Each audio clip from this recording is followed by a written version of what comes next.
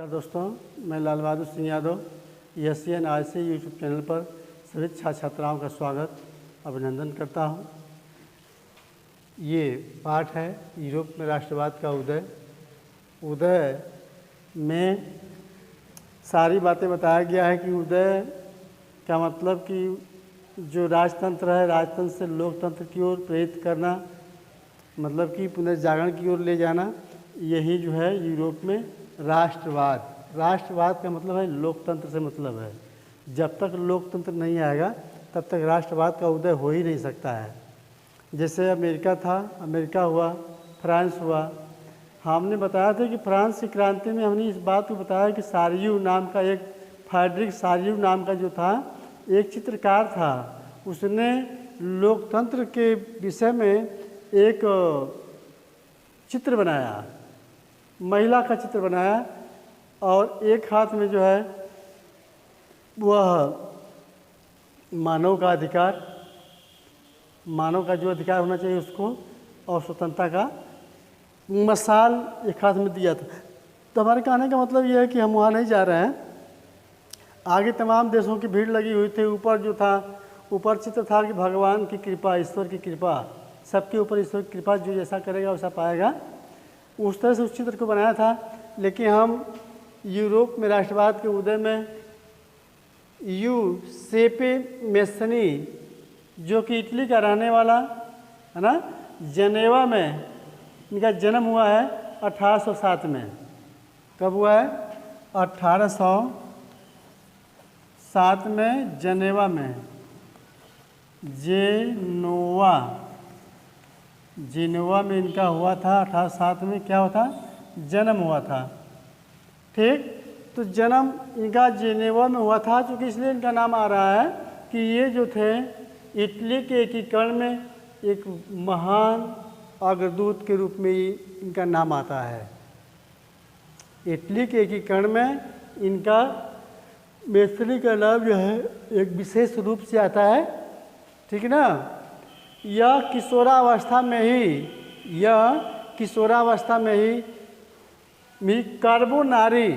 Carbonari नामक स्थान पर जो है इन्होंने क्या किया, एक गुप्त संगठन बनाया है ना। कार्बोनारी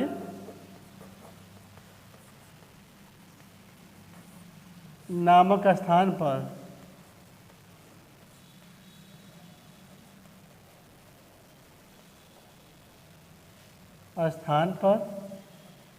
एक संगठन बनाया, एक संगठन।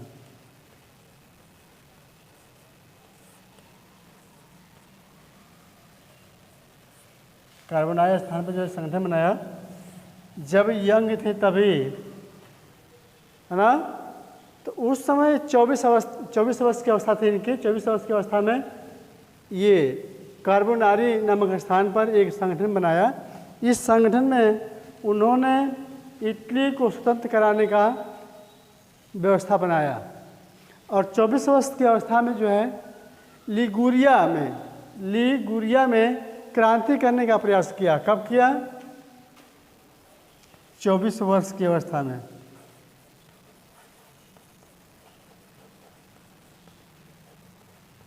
में क्या किया? लिगुरिया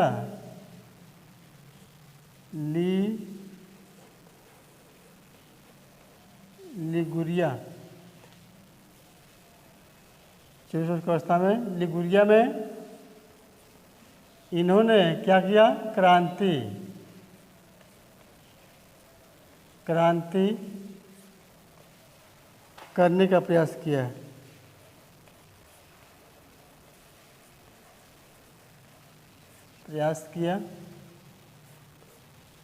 और इसी में जो है वे जेल चले जाते हैं। इसी के एवज में यह निकाल दिए थे, देश निकाला होता है, जेल जाते हैं और जेल में अधिकतम समय बिताते हैं। और मेस्सनी जो है यह बहुत ही समाजवादी, एक समान दृष्टि से देखने वाला, लोकतंत्र पर विचार करने वाला, राजतंत्र पर कभी ध्यान ही नहीं दिया। ये चाहते थे कि हर लोग का जो है समाज में सबका एक समान, ये यही चाहते थे कि यह इटली का एकीकरण हो, जो विभिन्न राष्ट्र, छोटे छोटे राष्ट्र हैं। जब छोटे छोटे राष्ट्र रहेंगे तो उनका विकास संभव नहीं है। और राष्ट्र जो है, एक राष्ट्र में जब पिरो दिए जाएंगे, एकीकरण हो जाएगा, तब जो है एक शासक के नेतृत्व में जब पूरा उस इटली के क्षेत्र को जब देखा जाएगा, तब उस तरीके से उसका विकास होगा। छोटे छोटे राज्य जो हैं आपस में टकरार करते हैं, आपस में लड़ते झगड़ते रहते हैं, इसलिए उनका विकास संभव नहीं है। वह हमेशा युद्ध में ही ज़्यादा व्यय खर्च होता है और हमेशा जो युद्ध की तैयारी रहती है। तो 1831 में जो है मार्सेई में, 1831 में मार्सेई में देख लीजिए, लिगुरिया में इन्होंने 24 वर्ष की अवस्था में क्रांति करने का प्रयास किया। क्रांति करने के प्रयास में जो वो पकड़े गए और पकड़े जाने के बाद जो है वे जेल चले जाते हैं और देश से बाहर निकाल दिया जाता है। इसके बाद जो है वह गुप्त संगठन बनाते हैं 1831 में। 1831 देखिए, अभी भी अब जवान ही है, युवा अवस्था ही है, 7 में जन्म हुआ है, 7 घटा देंगे समझ में आ जाएगा कितना एज हो रहा है। 1831 ईस्वी में मार्सेई में जो है में यंग इटली सोसाइटी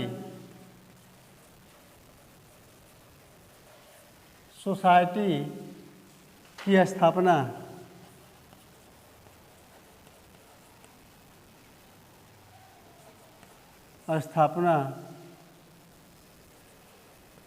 इन्होंने की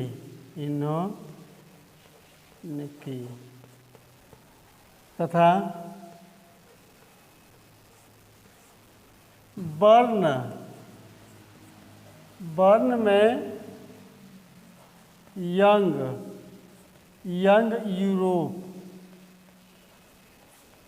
यूरोप की स्थापना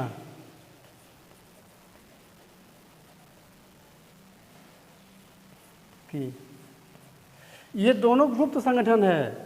जब यह जेल में है, देश निकाला इनका हो गया है, तब यह दोनों जो संगठन बने हैं यह गुप्त संगठन है। गुप्त संगठन में कहने का मतलब यह है कि इसमें इन दोनों संगठनों में पोलैंड, इटली, फ्रांस, जर्मनी, ठीक, ये जितने भी क्षेत्रीय देश हैं उनके नवयुवक जो है इसमें शामिल हैं।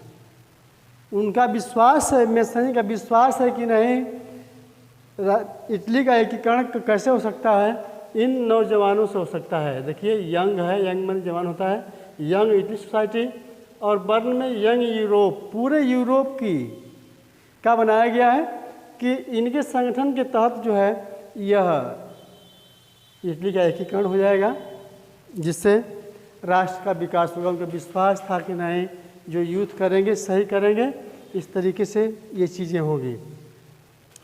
आगे देख लीजिए, इस संगठन में उन्होंने एक इस तरीके से चलाया और एक किताब उन्होंने लिखी है ना, duties of man.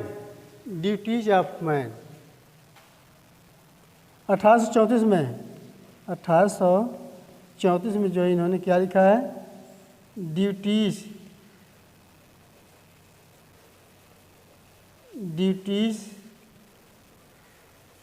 Of man, ठीक, ड्यूटीज ऑफ मैन। इस पुस्तक में उन्होंने अपनी भागीदारी निभाई है। किस किताब के माध्यम से? उन्होंने पहले ही बता दिया कि नहीं, किसी राष्ट्र का विकास तभी हो सकता है जब राष्ट्र का एकीकरण होगा। छोटे छोटे राज्य होंगे, एक हो जाएंगे, और उनका विश्वास नौजवानों पर था कि नौजवान जिस चीज़ को करेंगे अच्छा करेंगे और उन्हीं पर विश्वास और उन्हीं पर कर्म की भार थोपते हैं। उस तरीके से यह मेसनी का इटली के एकीकरण में विशेष योगदान रहा है। ठीक है ना। अब इसके बाद जो है अब काबुल की बात आती है। काबुल भी है, काबुल का भी इटली के एकीकरण में योगदान रहा है। ठीक, देखिए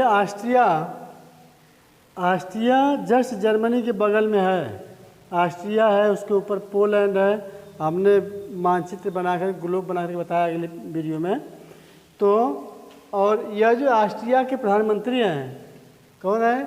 मेटरनिख। मेटरनिख इस बात को कहते हैं कि मेसनी जो है ना, यूसेपे मेसनी जो है यह समाज का जो है क्या है, यह सबसे खतरनाक है।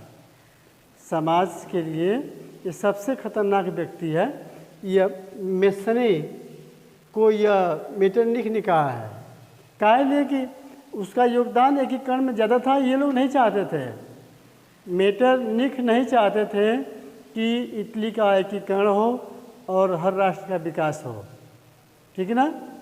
इस तरीके से यह मेसनी का योगदान जो है समाप्त होता है। और देख लीजिए इसमें ये काउंट कैमिलो दे काउर, यह भी इटली के एकीकरण में विशेष योगदान कर रहा है। ठीक है ना। इटली में सम्राट विक्टर इमैनुएल ने काउर को 1852 में सार्डिनिया पिडमांड का प्रधानमंत्री बना दिया। कहने का मतलब ये है कि इटली के सम्राट विक्टर इमैनुएल ने काउर को प्रधानमंत्री नियुक्त कर दिया। नियुक्त करने के बाद जो है यह वहाँ के सारे देख रेख की व्यवस्था करते हैं और यह शासन अपने तरीके से चलाते हैं। देखिए इसमें जो है काउर यह प्रधानमंत्री बन जाता है। विक्टर इमैनुएल जो है यह इटली के सम्राट हैं। इन्होंने इसे नियुक्त कर दिए हैं। कब की है? 1852 में। कहाँ का? सार्डिनिया पिडमान का प्रधानमंत्री बना देते हैं। वह जानते हैं कि नहीं सार्डिनिया पिडमान के नेतृत्व में ही इटली का एकीकरण हो संभव है, नहीं तो संभव नहीं हो पाएगा। इनके कहने का मतलब ये है, इस तरह से 1861 में जो है यह काउर जो है यह अन्य सम्राटों पर जो है वह युद्ध करता है और उसमें विजय हासिल करता है। 1861 में जो है उसकी मृत्यु हो जाती है। 1861 में क्या होती है? मृत्यु हो जाती है। कब? 6 जून 1861 में मृत्यु हो जाती है। लेकिन जो इसका उद्देश्य होता है, कहने का मतलब यह है कि यह जो काउर है यह प्रधानमंत्री है। यह लगभग फ्रेंच भाषा को सबसे अधिक जानता है। जो वहाँ की वह ऑफिशियल वर्ग की भाषा थी उसको अधिक जानता है और यह अन्य देशों से युद्ध करता है। यह उसका मंत्री भी रहता है। उस सम्राट का शासन का, इटली के सम्राट के शासन का मंत्री भी है। और यह 6 जून 1861 को जो है यह मृत्यु घोषित किया जाता है। काहे भाई कि लोम्बार्डी मार्डेना पार्मा टस्कनी को यह जीत करके इटली में मिला लेता है। किसमें? इटली में, या कह लेंगे सार्डिनिया पिडमांड में। सार्डिनिया पिडमांड के नेतृत्व में सम्राट इमैनुएल ने काउर को प्रधानमंत्री नियुक्त करके सार्डिनिया पिडमांट का वहाँ से नेतृत्व किया। वह जानता है कि यहाँ से नेतृत्व नहीं किया जाएगा तो इटली का एकीकरण संभव नहीं है। तब यह बनता है, कब बनता है? 1852 में यह बनता है। और लोम्बार्डी, मार्डेना, पार्मा, टस्कनी, ये जितने भी छोटे छोटे राष्ट्र हैं सबको जो है जीत लेता है। और जीतने के बाद जो है यह 6 जून 1861 को जो है इसकी मृत्यु हो जाती है। और 18 फरवरी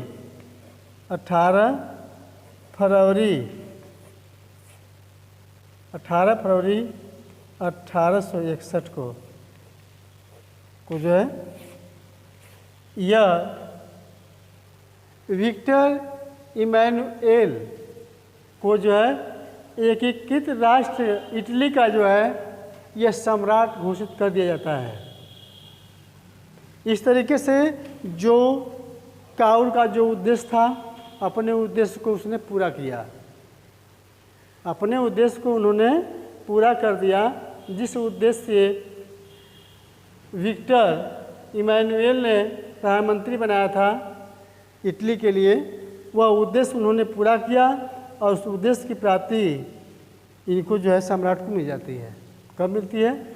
18 फरवरी 1861 को जो है यह सम्राट बन जाते हैं। ठीक ना? इस तरीके से जो है यह इटली के एकीकरण में काबुल का और मैसनी का दोनों लोग का योगदान बहुत ही महत्वपूर्ण है। देखिए, इसमें कहने का मतलब है कि काबुल वह सार्डिनिया और पिडमांट के विकास के बारे में विशेष सोचा। इसलिए सोचा कि यदि इसके आंतरिक विकास जब अधिक हो जाएंगे तो हम निश्चित रूप सफलता प्राप्त कर लेंगे। इन्होंने रेल, दूरसंचार की व्यवस्था, मतलब जो भी साधन थे, अंदरूनी साधन थे, सारी व्यवस्था बनाई, सड़क बनवाया और रेलगाड़ियाँ बनाई और रेल अधिक से अधिक रेलगाड़ी को चलवाया। ठीक ना? और शहर का जो है नवीनीकरण कर दिया, जिससे कि हमें युद्ध के बाद कोई विशेष परेशानी ना हो।